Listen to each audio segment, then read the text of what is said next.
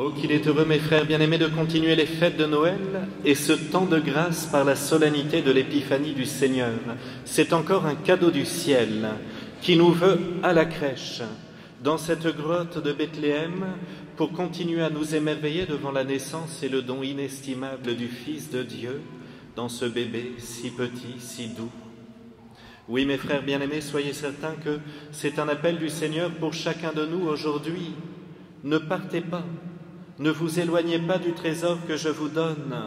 C'est lui la lumière de votre vie, c'est lui la chaleur de votre cœur, c'est lui l'étoile que vous devez toujours fixer pour ne pas vous perdre. Et en ce jour, notre Seigneur nous donne à travers l'Évangile le témoignage des mages venus d'Orient, venus de très loin pour adorer l'enfant Dieu. Combien de théologiens et de scientifiques ont essayé d'analyser ce texte pour voir les cohérences et nous pondre un article. Une question qui ne se sont pas posées.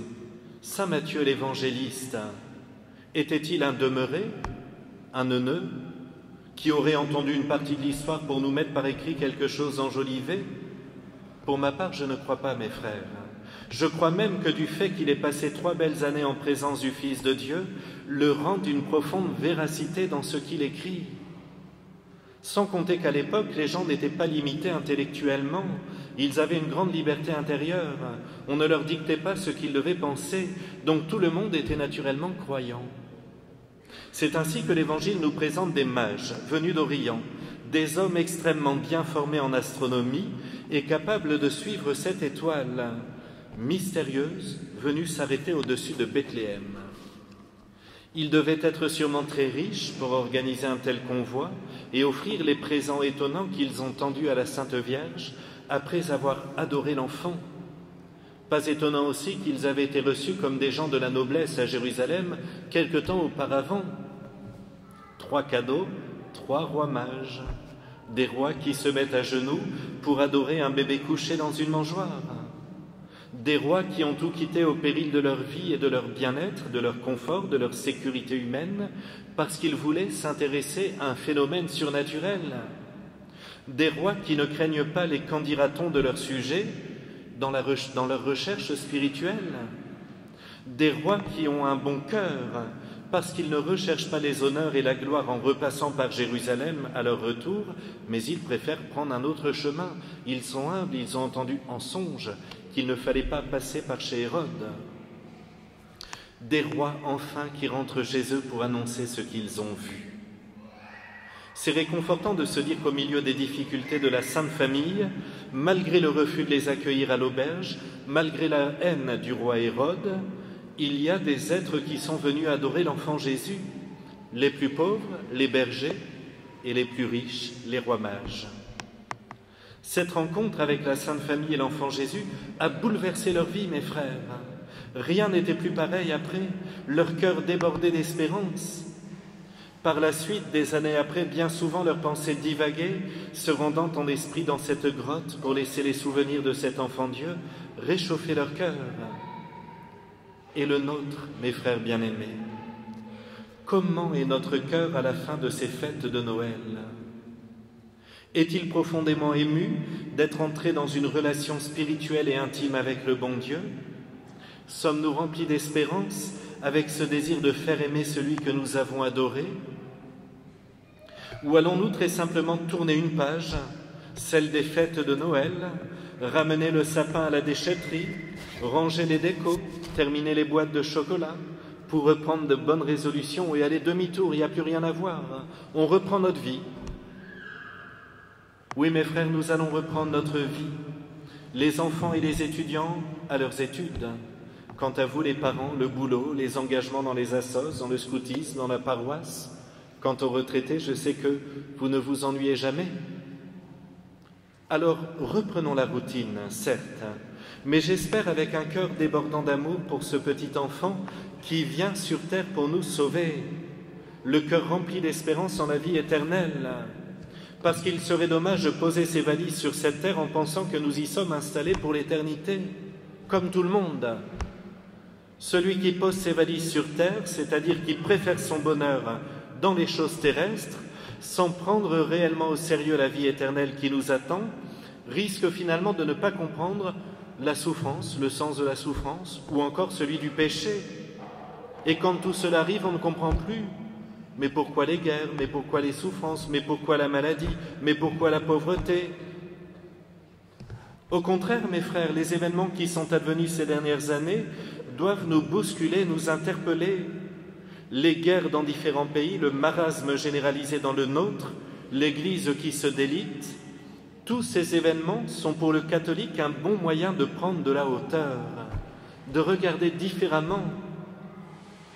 Alors après avoir contemplé l'adoration des mages, mais aussi celle des bergers la nuit de Noël, adoration de ce petit enfant Dieu venu bouleverser leur vie et remplir leur cœur d'espérance, alors que nous aussi dans quelques instants, nous allons venir vénérer l'enfant Jésus comme le veut la tradition, nous allons venir l'embrasser.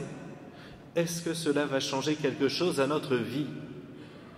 Les rois mages sont rentrés dans leur région lointaine et vous pouvez être certain que ce qu'ils ont vu est resté gravé dans leur cœur toute leur vie. Nous, mes frères, nous avons une chance bien plus grande.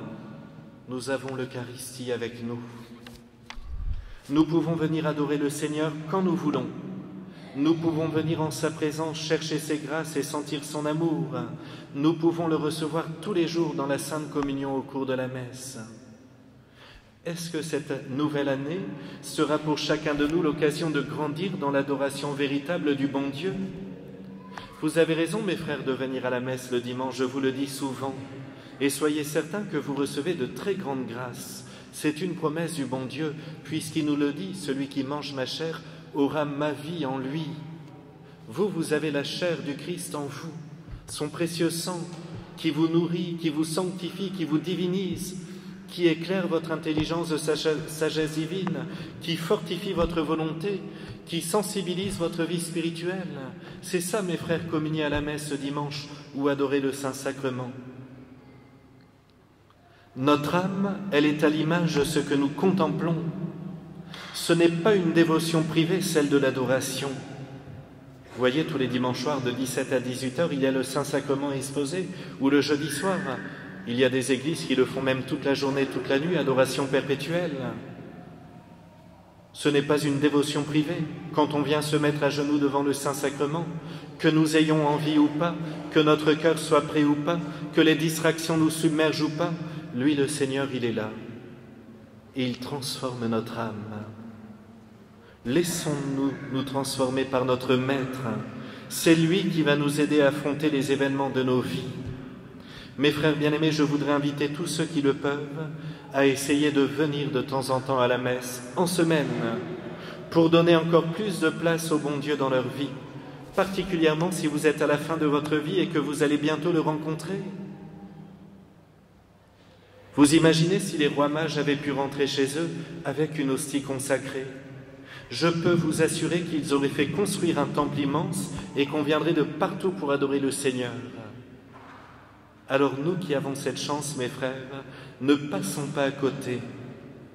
Et si vous avez du mal à croire en la présence de Dieu dans l'hostie consacrée, c'est en venant adorer et prier à la messe ou à l'adoration que vous entrerez dans ce mystère. Que cette nouvelle année soit pour chacun un renouveau dans sa foi et dans son amour concret pour le Seigneur. Profitons, mes frères, de cette messe quotidienne. Nous ne sommes pas à l'abri qu'un jour il y ait la guerre en France. Les Ukrainiens ne s'y attendaient pas, Israël non plus. Peut-être c'est à notre porte. Et demain, lorsqu'il n'y aura plus de messe, nous pleurerons en disant « J'avais la possibilité d'y aller le soir, tranquillement, de m'arrêter dans ma vie, dans ma routine, 30 minutes pour adorer le bon Dieu. » Alors je sais que pour certains parents ou certaines personnes, c'est trop compliqué. Leur rythme est trop dense, ça je le comprends. Mais pour ceux qui en ont le temps, profitez de la messe quotidienne. Et puis j'en profite pour rappeler que ces rois mages qui étaient des païens, en voyant l'enfant, se sont prosternés, nous dit l'Évangile. N'ayons pas peur de nous prosterner.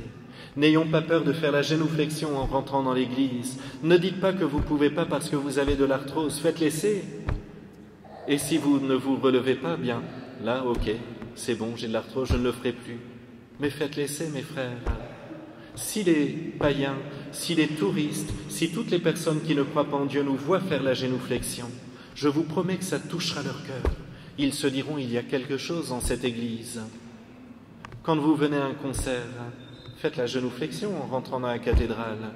Oui, mais qu'est-ce qu'ils vont penser de moi les autres? Eh bien, tant mieux. Ils se diront que vous avez la foi, que vous témoignez pour le Christ, que vous l'aimez, qu'il fait partie de votre vie, que vous ne le cachez pas, que vous n'avez pas honte de lui. Je compte sur vous, mes frères, et je vais essayer de le faire avec vous, et bien d'avoir cette véritable adoration pour notre Seigneur Jésus, de ne pas craindre, de se prosterner devant lui. Maintenant, mes frères bien-aimés, nous allons venir vénérer ce bébé Jésus. Nous pouvons l'embrasser ou simplement poser la main sur lui. Ce n'est pas un geste banal. Le Seigneur connaît chacun de nos cœurs et chacune de nos pensées. Au moment où nous allons venir l'adorer, et bien que notre cœur soit tout à Jésus, proposons-lui bien de mieux l'adorer au cours de cette année 2024, de lui faire plus de place, de ne pas laisser la routine de nos vies bien prendre le dessus. C'est lui, mes frères, qui désire vivre avec nous. Ainsi soit-il.